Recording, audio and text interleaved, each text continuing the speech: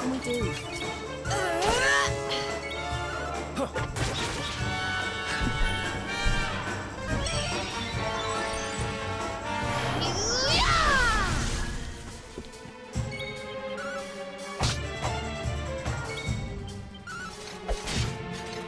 Yeah, I don't care for mouse and keyboard on console games either. If I'm playing a console game, I want a controller in my hand. 100% of the time.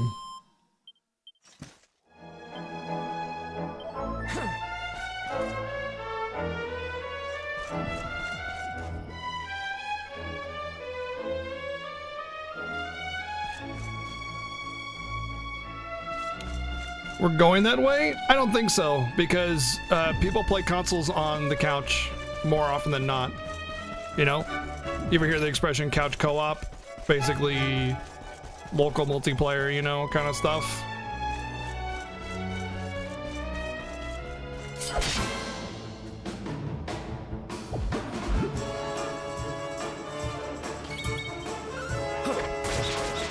But those aren't on the market, Raziel. Those aren't things that like people talk about. Like that's like the first time I've ever heard of. Oh yeah, oh yeah. They're not competitors. They're not like. Look, if I talked about this local beer, it's only sold locally. No, but that's not a competitor to Budweiser or anything like that, because they sell fractions of a percentile of beer compared to them. They're not part of the competitive market.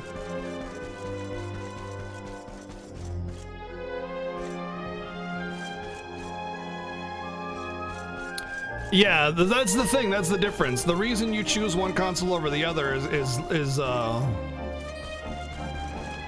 exclusives. Always, it's always the exclusives. It's never about the performance as a machine, as long as it works well.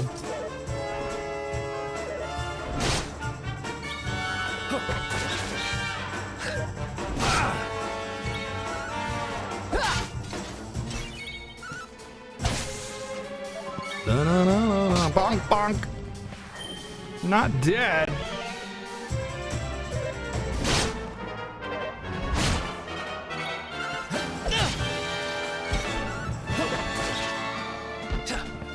I might have to go back to.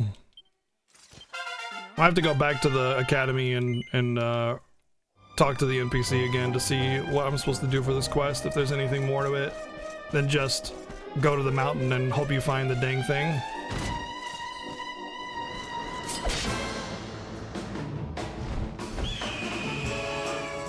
I've heard Infinite on Discovery is really bad.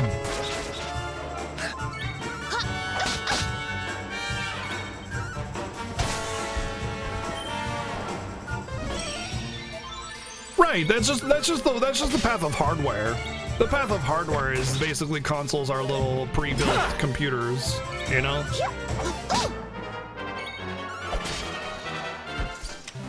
Which is a good thing, by the way. I mean, they've always been little mini computers, but now they have like operating systems and stuff. A little bit more complex. But that's a good thing. But it doesn't really change much, in my opinion.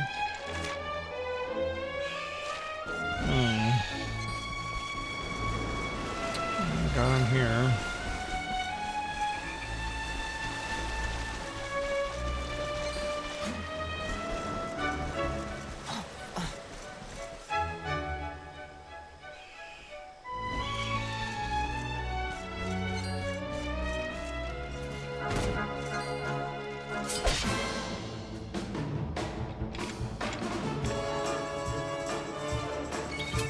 Nah, I prefer to figure it out on my own, Scribo. Thanks, though.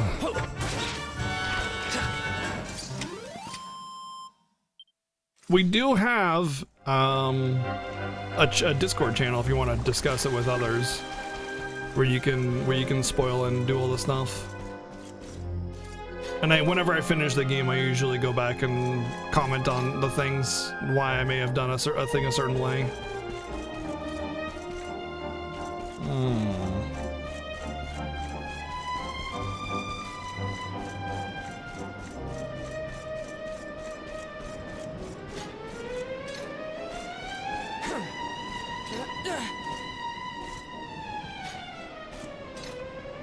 I want to climb!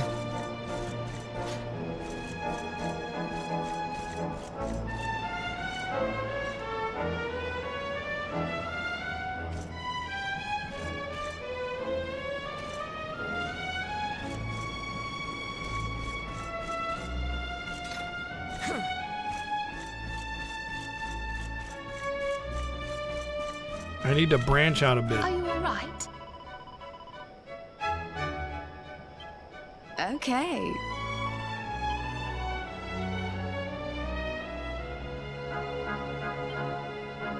How's it going?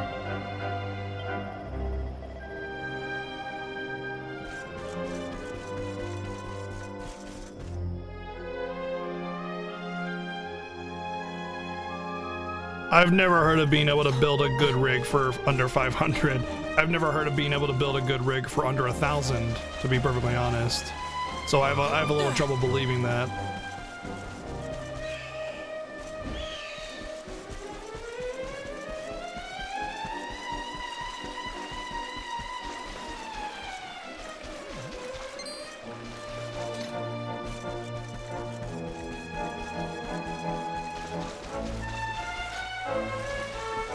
But in the end, it boils down to exclusives. Even if you could build a rig for under 500, people are going to still buy Nintendo consoles and PlayStations because of exclusive titles.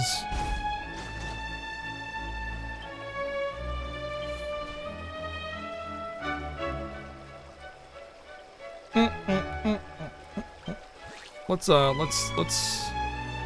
go back. Oh, he's got Zing now. Nice. Let's go to Chump Savage. Oh, I mean Academy.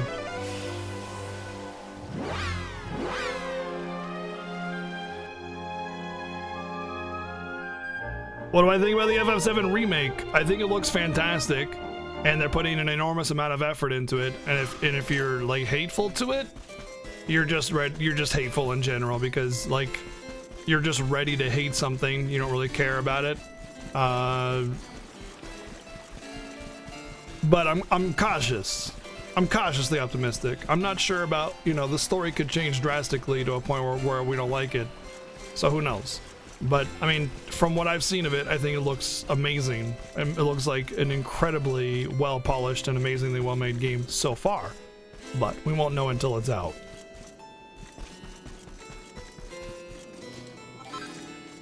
And I'll be pre-ordering it. Also, I don't think the episodic nature of it deserves as much flack as it's getting. I think people misunderstand why they made it that way or why they're doing it that way.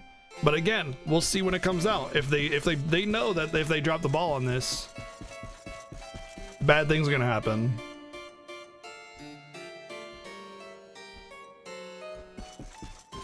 Ryzen coming in on the cheap, and the fact that you can now get a RX 500 series card for about $150 isn't more what I mean. You can build a solid rig now, and with where AMD positions themselves in terms of cost performance, all you really need is one AMD APU right out of the gate and add in the GPU later. I'm saying that consoles will up and vanish. I know that. No, I know what you're getting at. I'm just commenting on the price. But the point I'm trying to make is it doesn't matter if you can get a PC for cheap. What matters is the exclusive games. And there's like most of the big games that you're gonna want are gonna be exclusive to a console, because you know people, they pay for that, so you have an interest in buying their platform.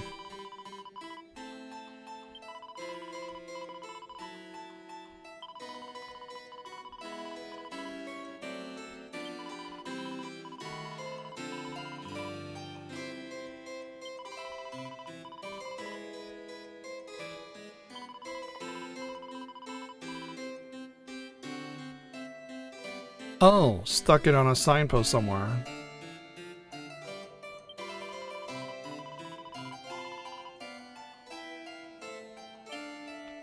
Okay, I'm glad I came back here.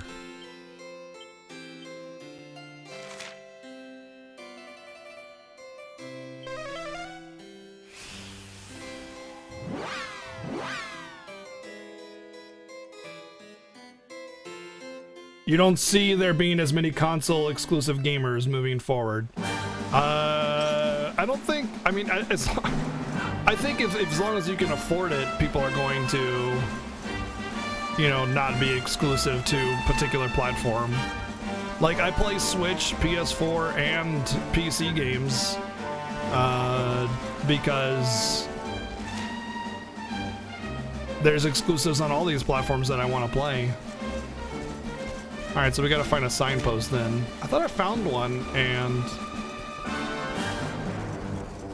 I don't remember it having anything of significance.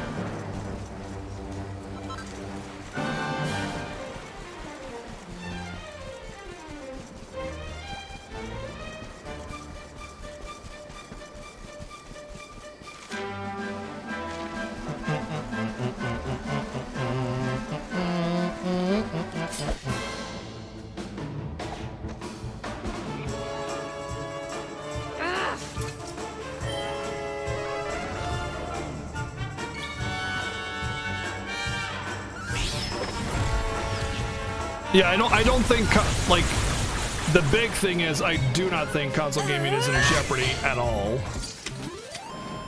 It's exclusive to a Nintendo platform, though. Nice. Chrono Kid. I personally played it on the Wii U as well because I couldn't get a Switch when they first came out.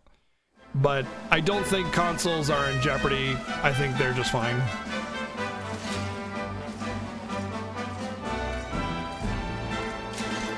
Oh, found a treasure.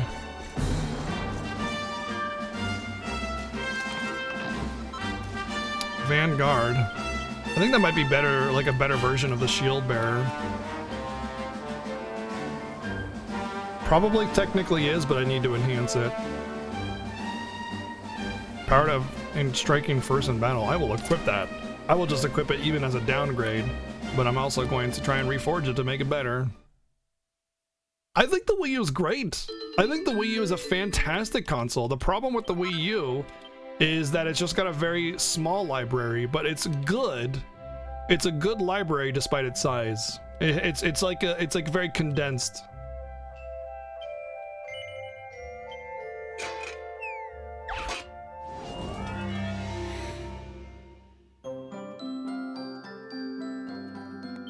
I don't think I could do the heat thing. I think it would wreck it if I heat it up. Wow. This is a very easy thing, isn't it? Okay.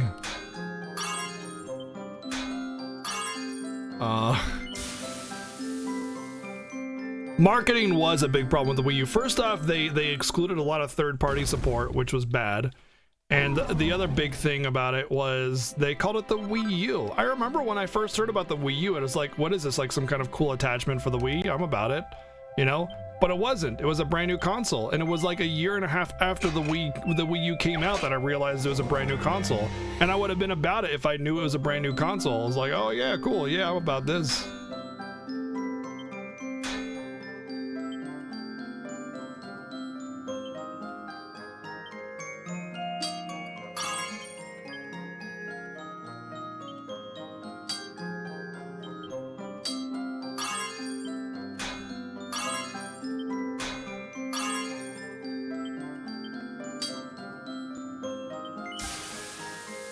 Hopefully +2 at least. Until after you got a Switch? Oh my god, that's even longer for me than for me. Wow, yeah. I disagree, Midwest. Smash 4 was the worst Smash of all. It was the worst Smash game of all time by far. Smash 4 was garbage, hot garbage. You didn't buy a Switch for Smash. Like, you might have been tricked into buying, or not Switch, a Wii U. You might have been tricked into buying Smash because you're thinking, oh, Smash, it's got to be good. But no, it was doo-doo.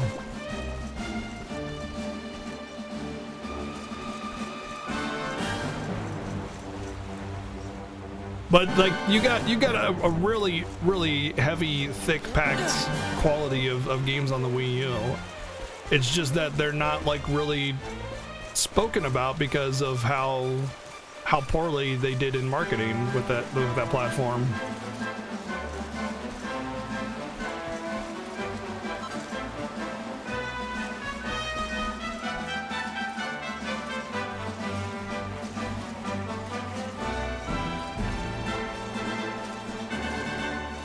Yeah, the Joy-Con drifting on the Switch Lite was a big blunder. What probably happened is they had already mass-produced all the Switch Lites before they found out that the drifting Joy-Con was a thing. And it's like, what are they gonna do? Just can them all? You know, they can't do that. That would be huge. Here's a sign.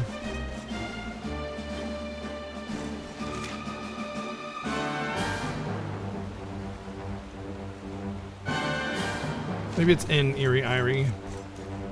What's up?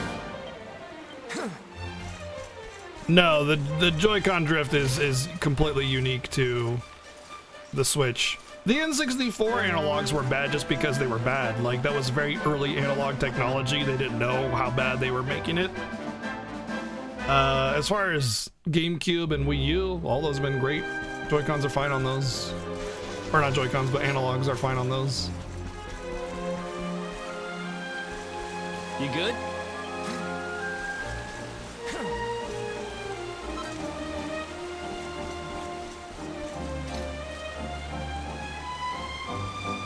The Joy-Con is literally the first controller I've ever had an issue with drifting, aside from N64. But I mean, that's like a common BS thing that everybody had to deal with because, again, that was very early analog technology. Nobody knew what they were doing there.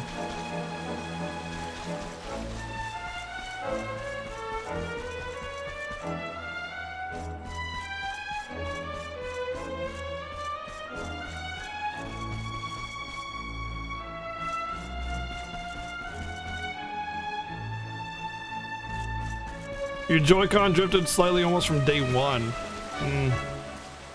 Yeah, I played hundreds of hours of games before my Joy-Con started drifting. Like, literally hundreds of hours.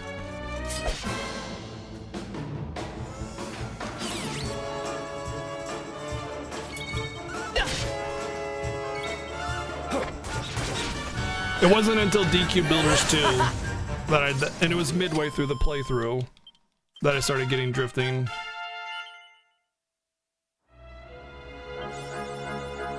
Defeating 1,000 monsters, damn. That's a lot of nuts.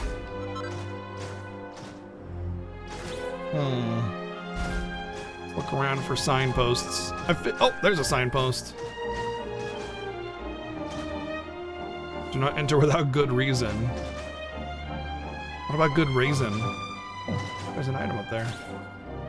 Oh, there's not. No, there's not.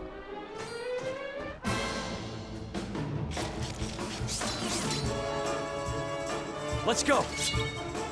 You can send your Joy-Cons into Nintendo and get them replaced for free. Take this and this.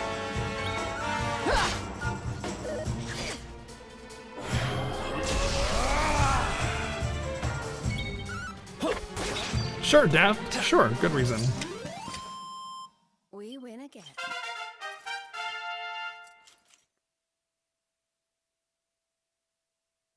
To be honest, Pro Controller is better anyway.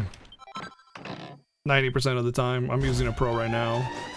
But it's a little expensive. Of course, controllers these days are expensive in general. Just all controllers are.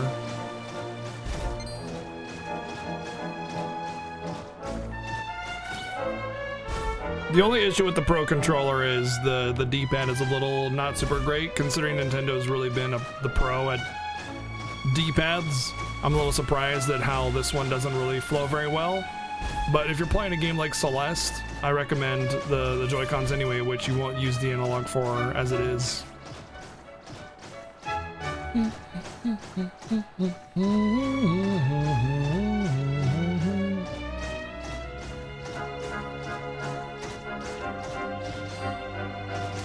Yeah, but so is every controller nowadays, Biff.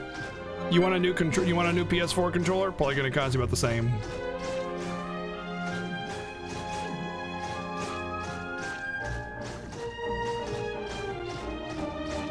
At least I'm collecting some stuff, but I'm not finding any signposts. I figure this is like gonna be a signpost that's like hidden on a cliff edge or something really impractical.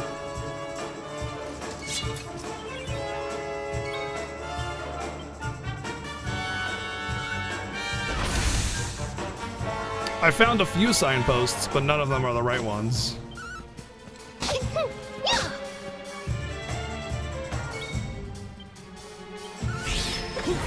Heads up!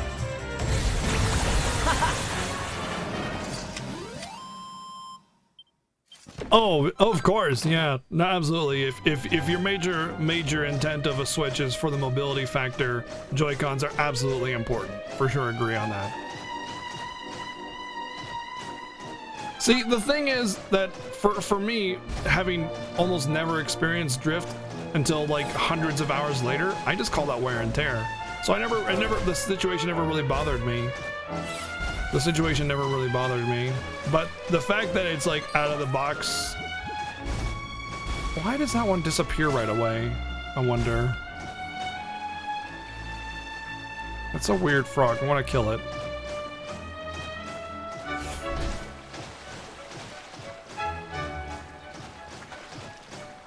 It's not that Nintendo tries, like, it's not like Nintendo intentionally goes out of the way to be a less powerful console. They do it because they care more about, like, unique gameplay aspects, unique, like, functionality, and that's what they're focused on. You know, that's why you got the Wii with the whole motion controls. That's why you got the Switch with the mobility stuff. You know, their focus is different than, like, PlayStation and Xbox, where it's just pure power.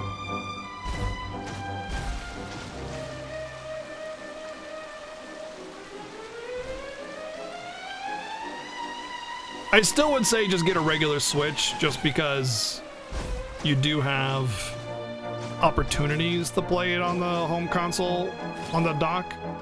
But I mean, that's just me.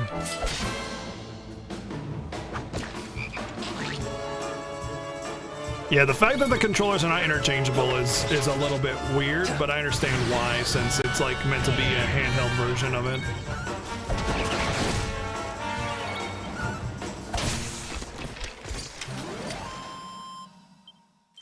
What's the difference in price between a Switch and a Switch Lite?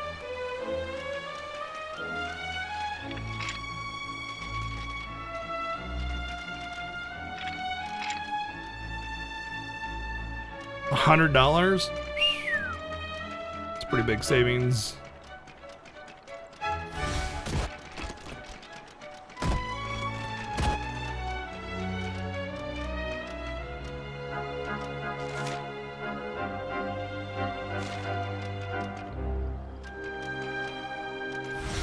I mean, I personally would go for the extra just because that's just, you know, I prefer to have more functionality and I'm okay with the extra cost. But again, I bought a Switch, it was new, so I didn't even have the choice available to me. But it really depends on who you're buying it for. Like, I remember Yoshi making a tweet saying that he was going to buy Switch Lites for his kids, because a Switch for them would be, you know, too irrelevant. They don't need the home console aspect of it. They just want the handheld to have them because they're kids, you know, whatever. So, like, not getting Switch Lites because of that, totally understandable. But, like, for you know, a person that, like, the homeowner themselves, I would just go with the regular Switch. Because, like, you're still gonna have options of utilizing the home console aspect of it.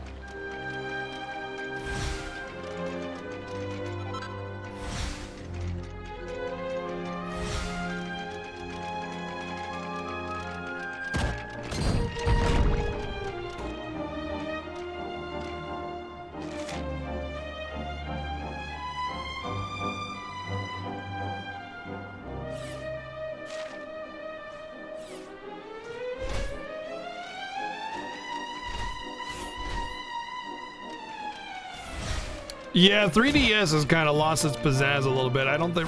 Oh, wow, I wasn't charging. I don't remember the last time I turned on my 3DS. Actually, I do. It was for the new Phoenix Wright, the newest Phoenix Wright, which I still haven't beaten because Switch. I stopped playing it when Xenoblade Chronicles 2 came out.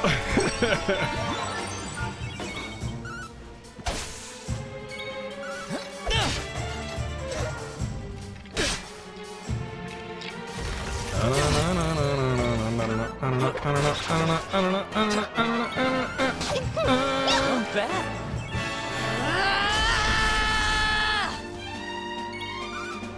Nice.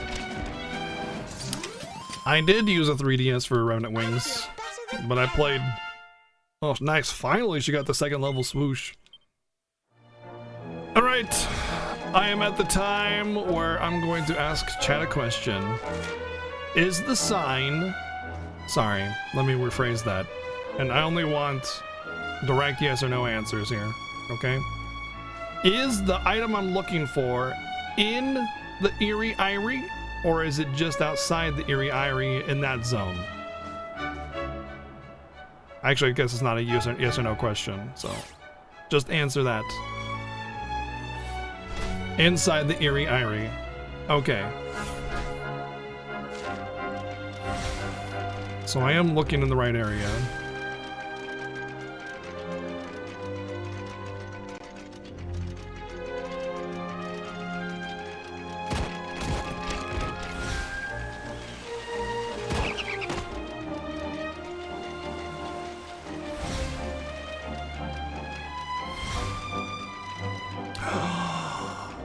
I know what it is. I know what it is.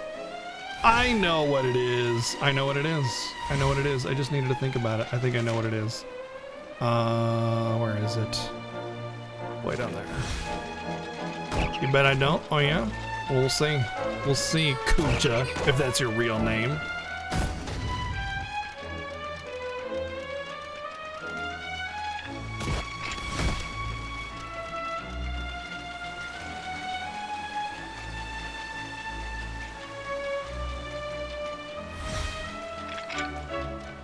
I'm actually struggling to actually remember your real name because I know it, and I know it starts with a B, and I just can't remember.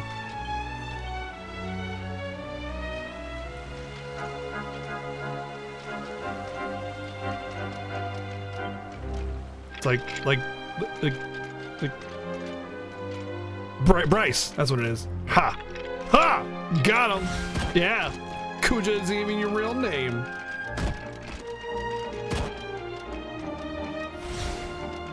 Listen, monsters are dumb, right?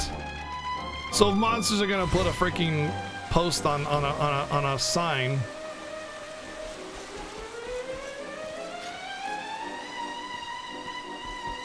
they're not gonna put it on the right side, are they? They're gonna put it on the wrong side. Because they're dumb monsters.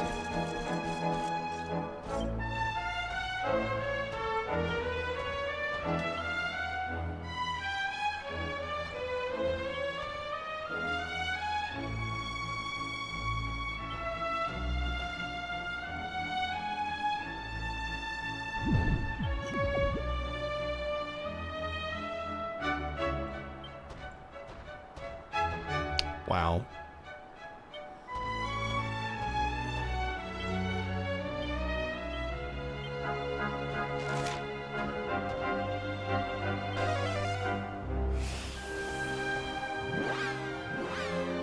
Yeah, I wasn't really thinking about it, VG. I was thinking like, okay, I gotta find a sign. I wasn't really thinking that this is like dumb monsters are putting the thing on the sign, you know?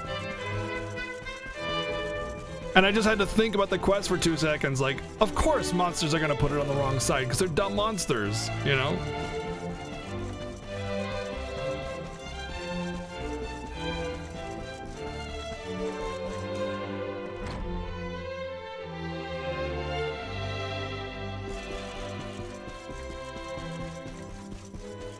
That feel when you can't kill NPCs when you run around like you can on your horse and monsters. Feels bad.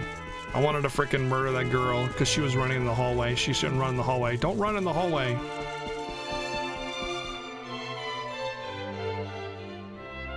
Yeah, usually when I'm walking around and stuff, I'm reading chat too, for the most part.